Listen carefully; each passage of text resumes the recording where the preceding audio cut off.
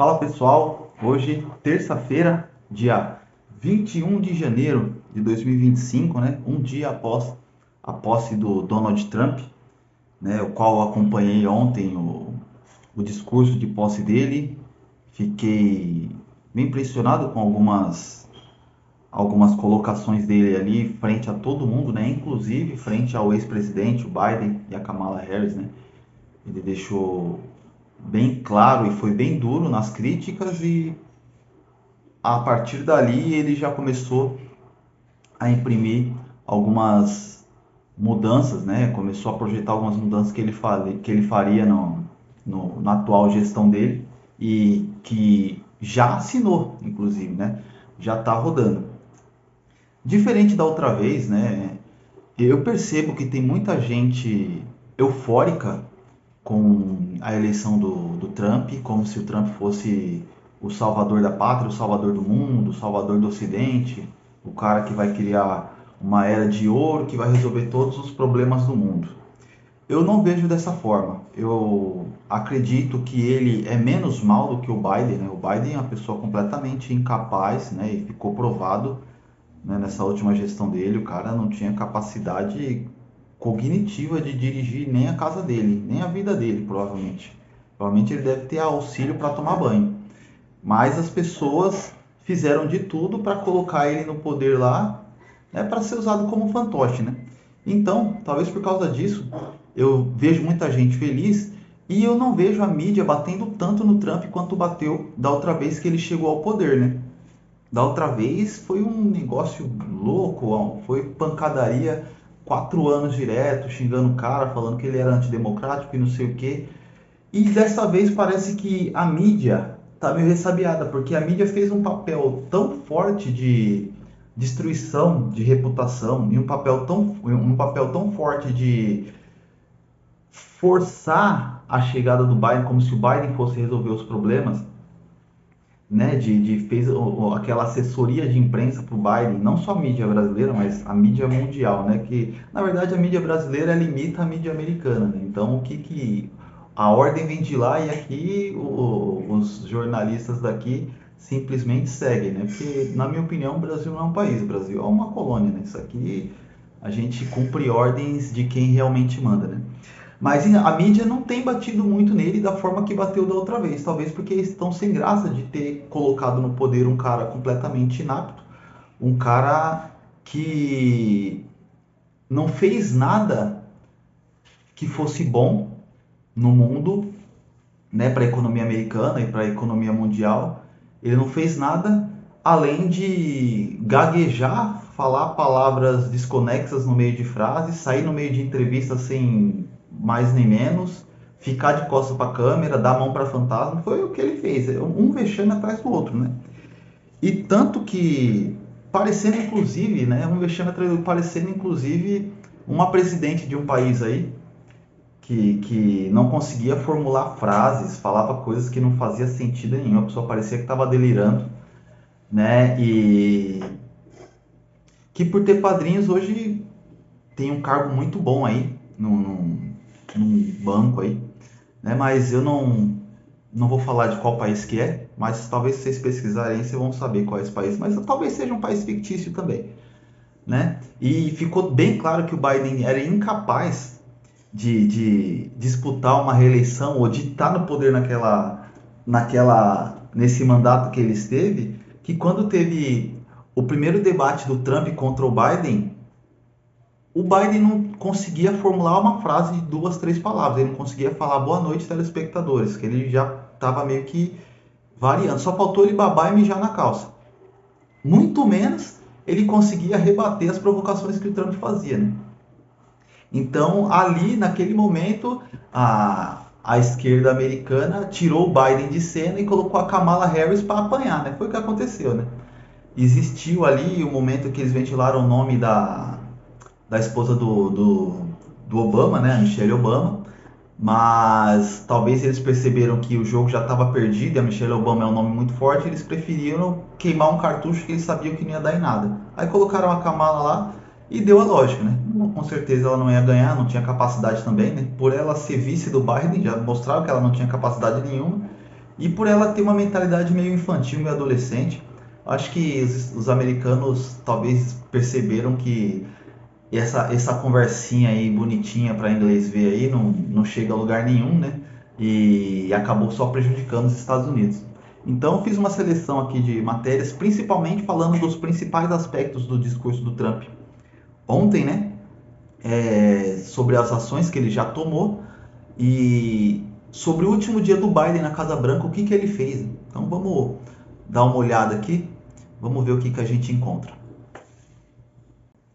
Iniciamos aqui então, né, na página aqui do G1, falando aqui, ó, expulsão de imigrantes, taxação de países, combate à censura, né, censura entre aspas, porque a grande mídia não assume que eles são os principais agentes na censura, né?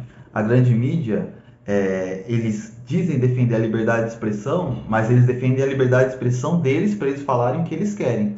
Se surge um outro tipo de mídia independente que dissemine uma narrativa que seja diferente da que eles querem criminalizar. Por isso que no mundo, né, agora nos Estados Unidos vai cessar isso, né, pelo menos no discurso sim, isso vai cessar, mas em outros países também, às vezes no que você mora aí, que eu não, né, não sei qual que você mora, as pessoas têm brigado tanto para cercear, né, para limitar, para regulamentar as redes sociais.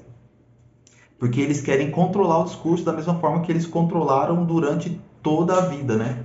E agora, como eles estão perdendo a narrativa, eles não estão mais conseguindo controlar a mente das pessoas e eles já não fazem mais tanto sucesso quanto faziam antes, eles perceberam que eles precisam bloquear o principal inimigo deles, que é a rede social, que é a liberdade de expressão. Então eles fingem defender a liberdade de expressão, né? Eles acham que a censura que hoje existe é uma censura entre aspas, né? Porque são eles que executam, na verdade. Né?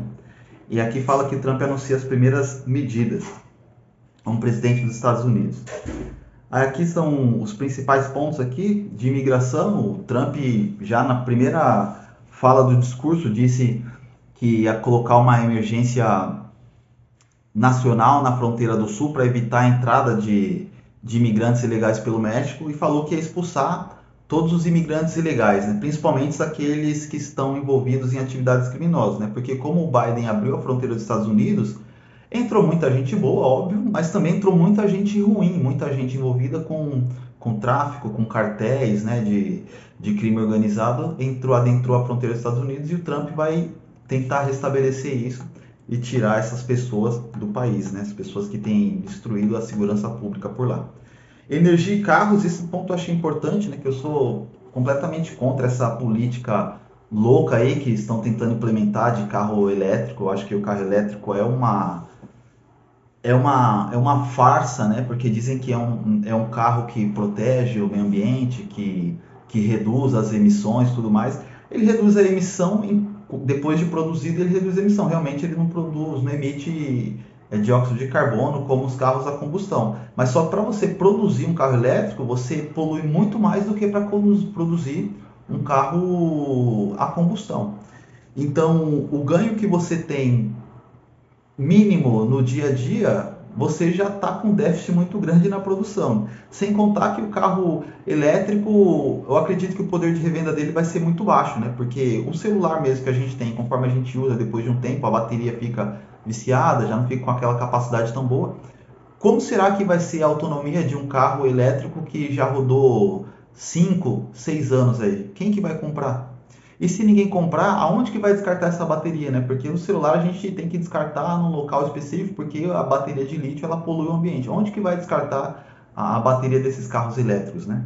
E se um celular explode, faz um estrago. E se um carro desse explodir, imagina o estrago que faz, né? Como é que faz para apagar? Não apaga, né? Então, eu sou completamente contra essa política de carros elétricos aí, né? Para mim tinha que ser a combustão e com o mínimo de frufru possível, né? Aí temos aqui, né, ele falou da taxação de produtos em estrangeiros, né? Então ele vai taxar os produtos estrangeiros e vai tirar a sobrecarga de taxas que estavam sendo efetuadas sobre o povo americano, né? Como eu queria que isso acontecesse aqui no Brasil um dia, né? Que um dia um presidente tivesse coragem de diminuir impostos do Brasil e passar a taxar quem compra da gente de fora e quem vende da gente antes de entrar uma taxa mais para comprar, mais para comprar, né? A pessoa, eles que compram de fora tinha que taxar mais eles, né? Porque eles têm dinheiro. Porque se eles taxam para entrar, fica mais caro o produto também, não adianta. Aí ele falou da censura e liberdade de expressão. Aqui eu acho, eu não faria como ele fez. Ele falou que vai assinar uma ordem para que nunca mais se use o poder do Estado contra os oponentes políticos. Eu, sinceramente, eu não faria isso. Da mesma forma que ele foi perseguido, eu, se eu chegasse ao poder, eu ia perseguir todos aqueles que me perseguiram, que foram desleais. E eu não ia passar esse pano, não. Sinceramente, aqui eu acho que ele errou. Espero que ele não cumpra. Sinceramente, eu acho que todos aqueles que perseguiram ele, que foram desleais, todas as coisas que falaram contra ele, que inventaram contra ele, deveria ser punido. Aqui, o presidente anterior, na minha opinião, cometeu esse erro de deixar as pessoas falarem à vontade o que queriam, inventar mentiras o que quisessem, em nome da liberdade de expressão, de não sei o que lá.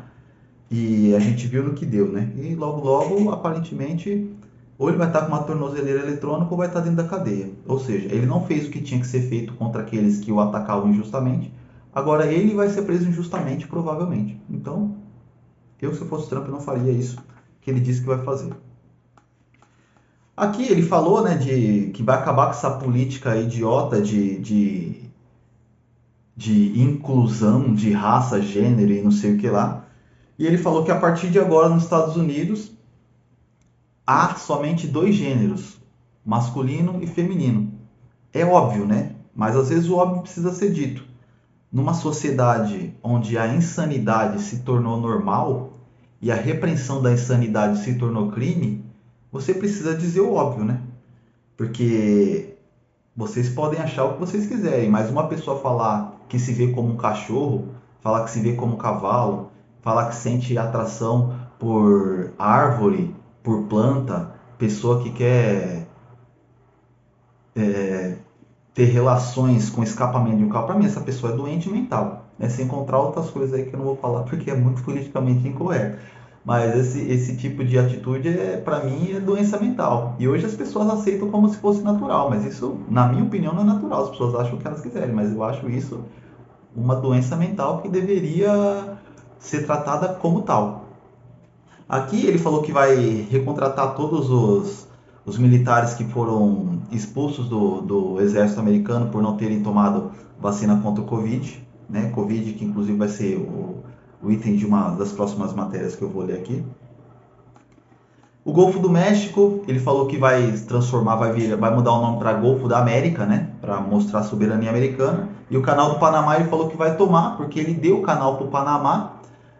E o Panamá acabou que está tratando os Estados Unidos com injustiça, está dificultando muito o trânsito dos americanos por lá e está facilitando muito o trânsito dos chineses, né? E ele disse que não deu o canal do Panamá para a China, ele deu para o Panamá. Então, por causa disso, ele vai tomar o canal do Panamá. Vamos ver no que isso vai dar, né?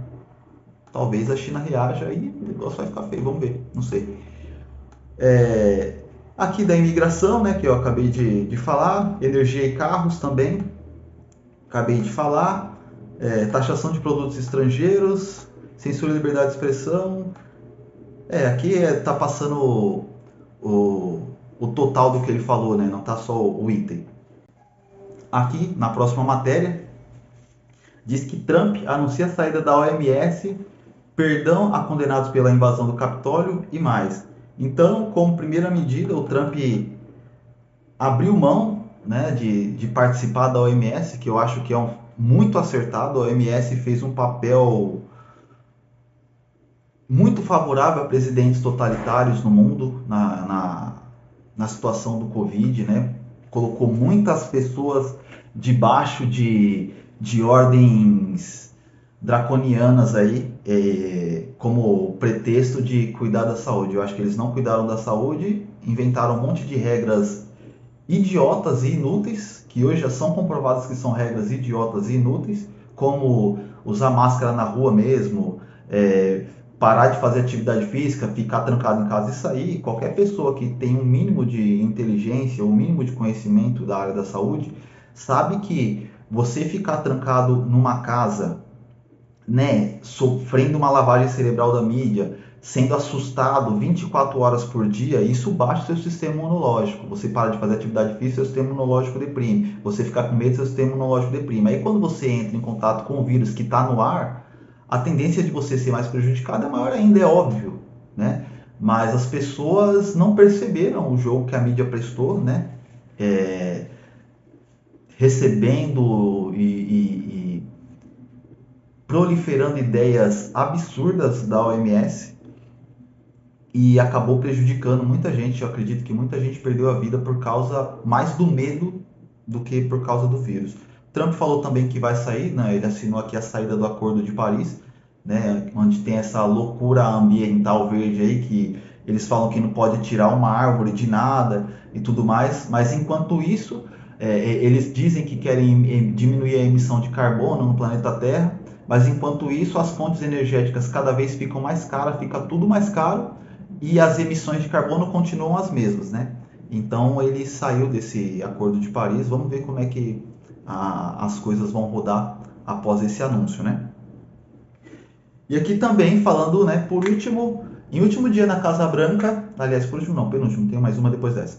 Em último dia na Casa Branca, o Biden concede perdão preventivo a alvos de Trump. Então ele já, por algum motivo, ele já concedeu perdão preventivo para ele, para a família dele, para o filho dele, que foi encontrado, foi pego em conversas muito suspeitas aí num laptop que ele levou para consertar, tinha coisa muito pesada ali, que a mídia abafou, obviamente, né, na época da eleição passada. Depois foi vindo à tona, mas não veio à tona nem 10% do que tinha naquele laptop. Se você pesquisar aí, você vai ver que os assuntos que ele tratava naquele laptop, abusos, drogas e coisas pesadas, né, tinha naquele laptop do Hunter Biden, e o Biden já assinou um perdão preventivo para ele, para que ele não vá preso, né? Eu espero que isso aí seja revogado e que justiça seja feita, sinceramente.